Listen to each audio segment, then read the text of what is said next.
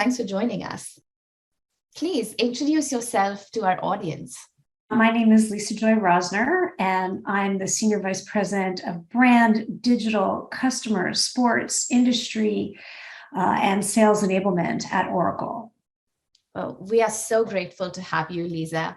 Okay, so going forward, we would love to know, growing up, did you have a particular framework in mind for how you would approach having a family and a successful career?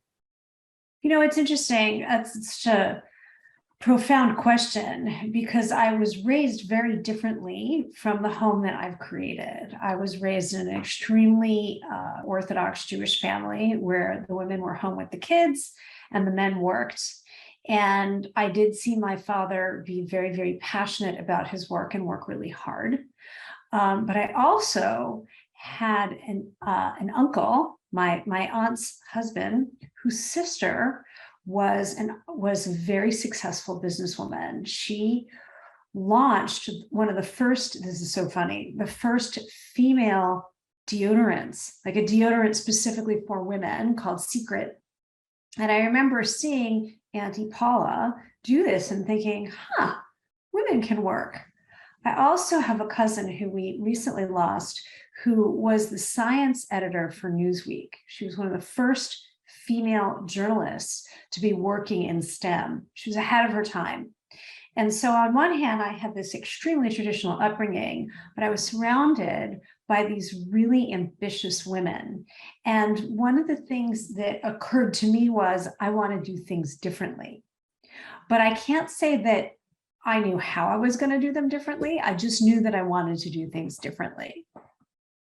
Oh, that's amazing. And having those role models around you can work so wonderfully. So tell us a little bit about how did things actually play out? Well, so here's how it played out, which is kind of amazing. So first of all, a couple things about me. I have 4 children. I had them one at a time over a 4-year period. And during that time, when I had my first child, I was an officer at a public company. I had my first 2 kids while I was an officer in a public company. And then I had the next 2 while I was working in a startup environment, launching a company and creating a category. So 2 very different environments, but very, very fast paced. And on one hand, I took my maternity leave. But on the flip side, as soon as I got back to work, it was just this big juggle. I joke that I'm a momaholic and a workaholic. And we set up our family very differently from the family from which I came. And it just happened. So right before my first child was born, literally a week before he was born, my husband, who was working at a startup, the startup ran out of funding and he didn't have a job. And we were home with the first baby. And it was really idyllic. We were home and we were with the baby and with each other because we were really newlyweds. And he didn't find a job. So he was home with the baby and I went back to work, and I actually went back to work pregnant, which was hilarious, but not to my boss. And the second baby came and he was still home with the babies. And then we just made the conscious decision that he was going to be a stay-at-home dad and I was going to work. And that's how we roll. So we call it a flip family. I'm actually, I was on the board of an organization called the Big Flip, which is a new movement that we're seeing. There are a lot of dads now that stay at home because women have a lot to bring to the workforce. And a lot of us are really just changing it up and creating a new way for the workforce. Wow, I love that. That is so inspiring, just setting very different set of, inspiration for new parents.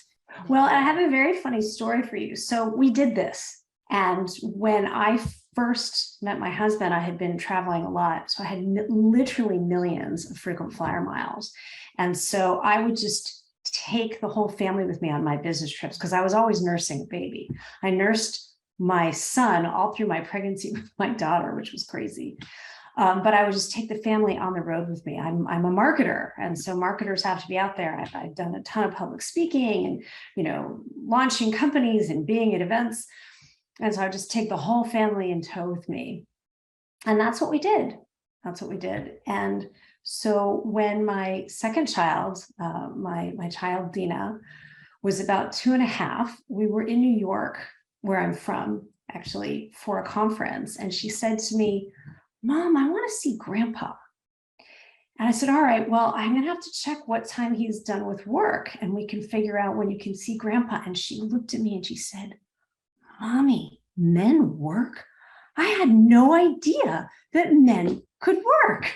Wow, that just tells like what you see, you believe in that, and that becomes your world. We just lived it. I mean, and that's what we do. So my kids didn't really know any different until they started going to school and mainstream and be like, oh, some daddies work, some mommies work, some dads stay home, some moms stay home. We anything is possible, anything goes. You really just have to create what works for you. That's beautiful. Going further into that, Lisa, can you tell us a little bit about the challenges that you faced as you were setting up this flip family model for you and your family together with your husband? What kind of challenges? That's a really good question. There were all kinds.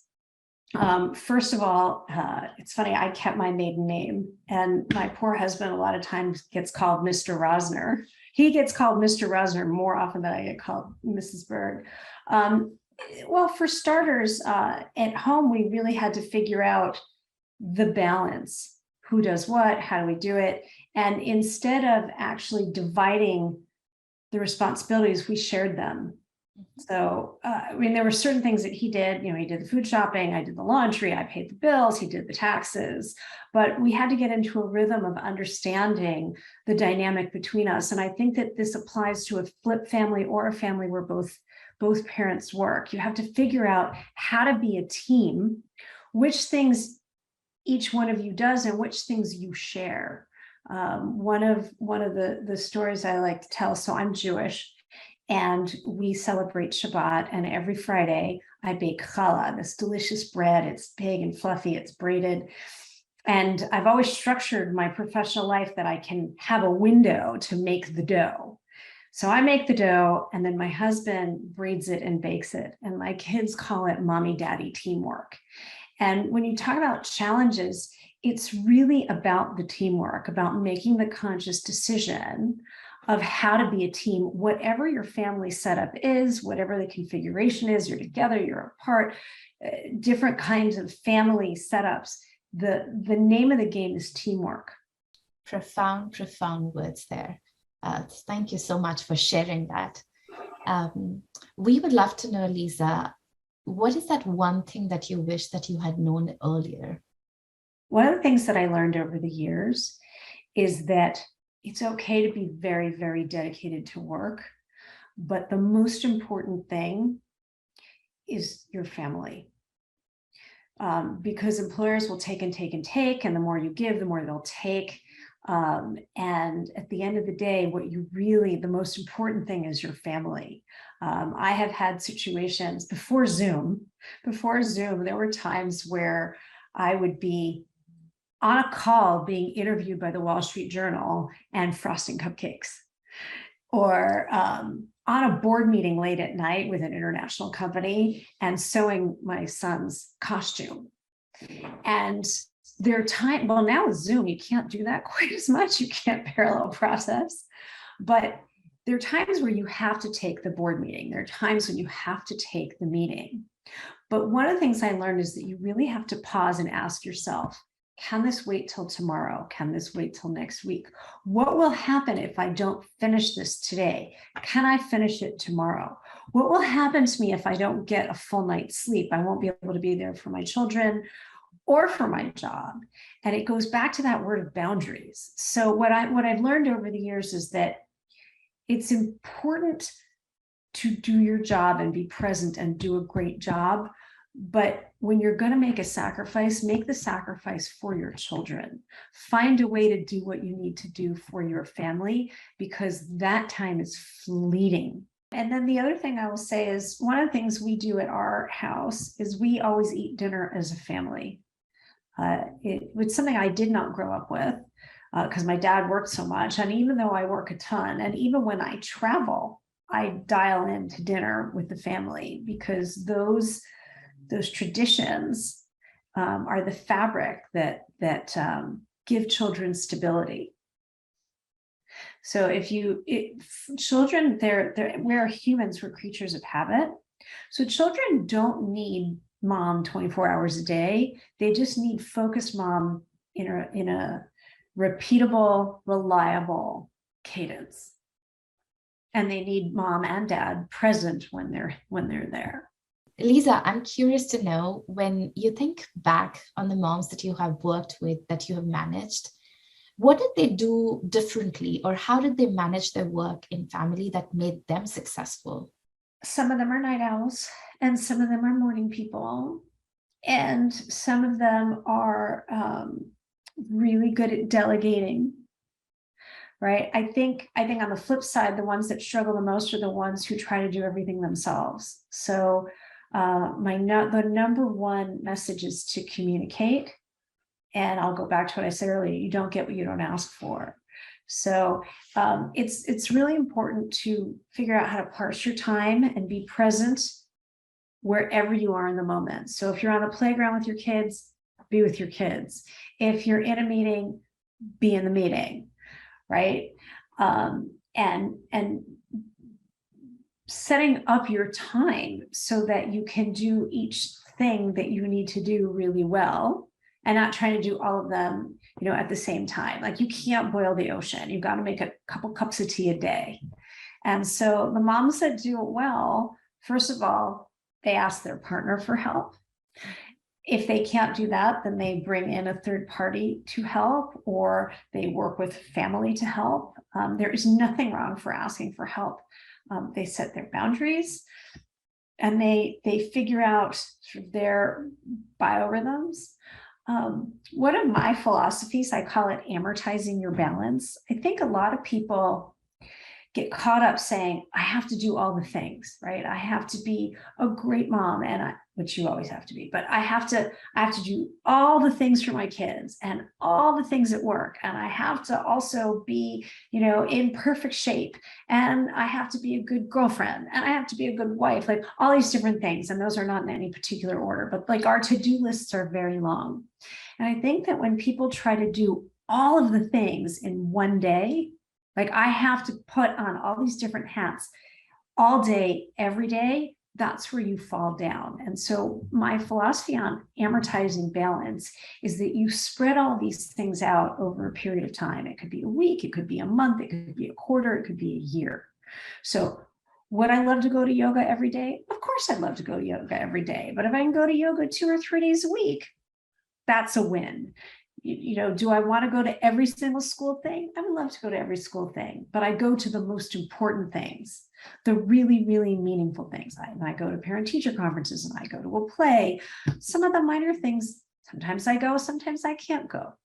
I always go to the board meeting. You cannot put the board meeting on hold, right? And so, do I see my girlfriends all the time? No, I don't, but I do see them. And so it's about amortizing it. It's like thinking statistically, do I do enough of each thing? Not all the time, not every day, but enough that they fill me up. And you kind of have to pause and take stock and say, wait a minute, I think I've gotten too off balance. I better add a few more of these things in, or I better stop and get 8 hours of sleep 2 nights a week, right? And then to balance all of that off, at least make sure you eat well and drink water. Great. Yeah. The water is really important. Thank you so much, Lisa, for taking out the time to speak with us. Thank you for having me.